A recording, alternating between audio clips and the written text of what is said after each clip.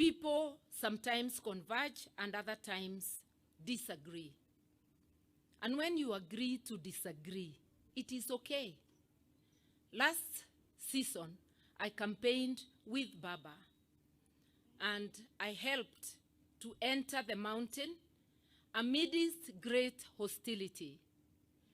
But after 5 days of braving that hostility, mukatulia na tukaweza kuendelea. Because politics is not for the faint-hearted.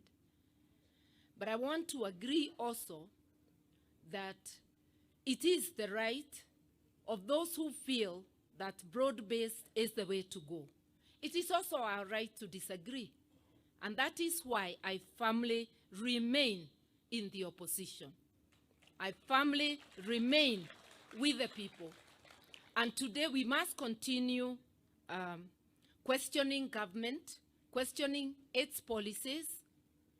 We must continue saying no to abductions, saying no to executions, saying no to grand theft of public funds when basic services are suffering.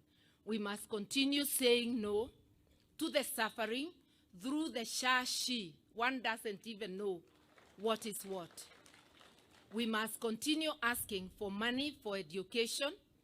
Those are the issues we would want looked into. And that's why the framers of our Constitution found it fit to decree that Kenya will be a multi-party democracy, that in Parliament there will be a minority side and a majority side. But when you merge the minority and majority, as is happening in the broad-based, you deny people the power to question government from a position of strength. So while blessing the broad-based for those who see it that way, I still request them to do what the law says, to enter in political holy matrimony, which is a coalition registered by the Registrar of Political Parties, to let the vital committees sit with parties absolutely not in government, so that we are able to continue having a debate that is healthy for this country. I am saying that because we are lionizing a man who lived his life well and who did things with excellence. If you are a teacher, perform your job with excellence. If you are a politician like me, perform your job with excellence. It means going. That's what I try to do, to stand my ground at all times. I remain a friend of Baba. He is my brother, but politically we have agreed to disagree. I don't want to go beyond that because we also must respect time. I want to assure the Murungi family, we will stand with you in prayers. This day is important, but I know after this day, we will still need to stand with you.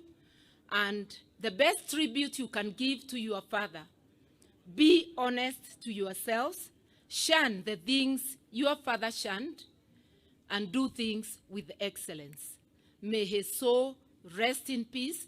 May God continue to bless and comfort his family's friends from Mount Kenya to the lake. And in a nutshell, as Kenya, we are one family. But in a family, we discuss and tunajikosoa hata kwa familia. So take my statements in the light that even as a family, we must speak the truth. Asanteni, may he rest in peace.